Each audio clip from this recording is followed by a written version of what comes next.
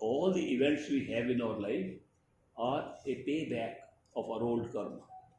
Some are good, some are bad. They are based upon good action that we performed and bad action that we performed.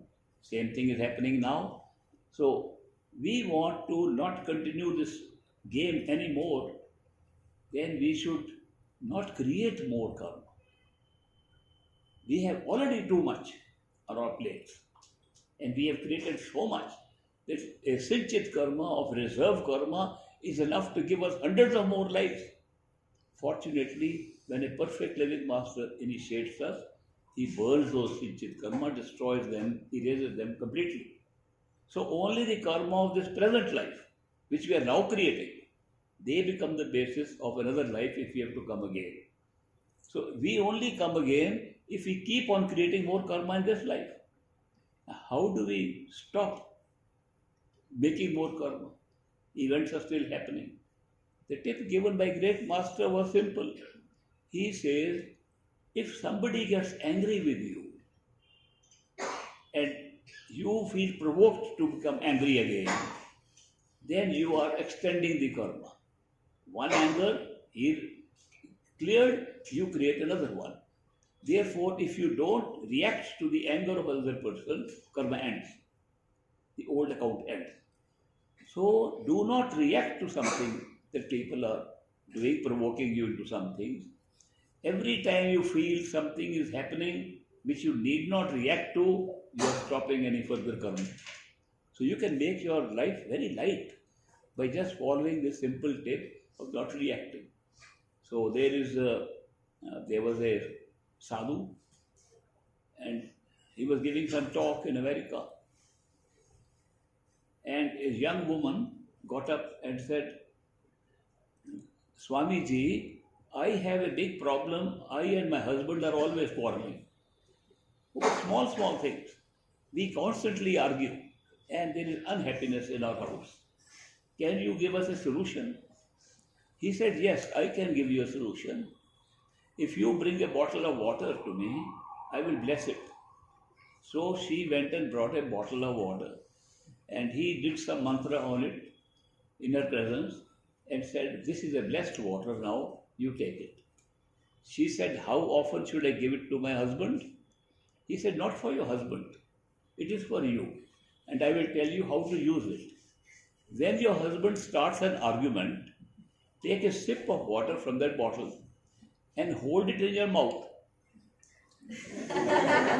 Don't swallow. When he stops, then swallow. If he starts arguing again, take one more sip. There will be peace in your house. The point he was making was very simple, that when we argue against argument, we extend the karma further.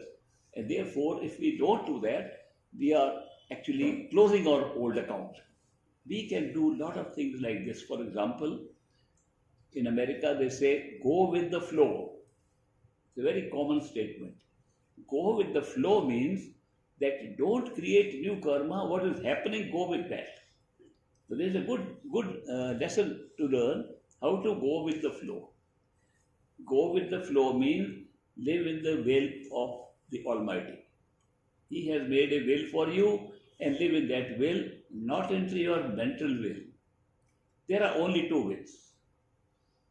There is a will of a mind, which makes you a manmukh, and there is a will of your master, which makes you gurmukh. What is the difference between gurmukh and manmukh? It is simple. If you follow the will of your guru, then you are gurmukh. If you follow your will, mind's will, you are a manmukh. Question is it every will, everything happening Guru's will? No. It is divided. In our regular life, it is divided. When our mind tries to say, I want to do this, but inside a voice is saying, no, Guru said no, and we do it, we become manmukhs. We are following the mind. And we extend our karma every time we do something to be a manmukh. We close our karma when we are a gurmukh.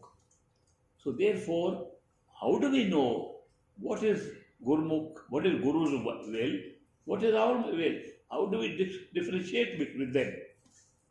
Maulana Room was asked the same question. Jalaluddin Rumi, when he was asked, how do we know what is God's will? Isn't everything God's will? He said, no. God's will is, if He has given a plough in your hand, He has said, dig. If He has given a pen in your hand, He has expressed His will, write. That means whatever the circumstances around you are, where you're growing, those circumstances are telling you what God's will is. If you go with the flow with those circumstances and go with it, you are living in the Guru's will. So that is why when you think too hard to make decisions, it becomes mind's will. So these are things of very practical nature, which if you follow, it makes life very light. And you feel that you are shedding off a lot of baggage that you are carrying. We are carrying baggage of our own karma. And this baggage can be made light, then our life, remaining life here becomes very light, and we don't have to come for another life. This life should be the last life. Otherwise, Swamiji said, there is normal course. In Swamiji of Agra, he said, normal course, we have 4 lives. He describes it like this in one of the verses we read from Sarbachan. He says, एक जन्म गुरबख्ती, जन्म दूसरे नाम, जन्म तीसरे तुरिया पद, चौथे में निजधाम. That normal rate of progress is 4 lives. That you have to first life, you will meet a guru and develop some devotion for the guru. In second life, you will get initiated by a guru. In third life, you will reach the causal plane from where this universe was created, which is called universal mind. And the fourth life, you will reach your true home. He is laying down a 4 life pattern, which is a normal pattern. But at the same time, he said, in Kali Yuga, Iron Age, we can speed up these things. Not only do you have more gurus, more perfect masters in this age than in Sachkhand, and than in the earlier ages, but you also have the opportunity to pay off your karma much faster. The grace of the masters flows a lot more in this age. To take advantage of that, therefore, condense all these 4 items into your current item. So when I went to America first time and met some satsangis there, they said, oh, we have to be here for 4 more lives. I said, how do you know this is your 4th life? You have been initiated and you have got the mercy and grace of the Master. How do you say this is your first life? Everybody is assuming it's your first life. Think it is your 4th life and complete the work. Complete the work by living in the Guru's will. Do your meditation as much as you can.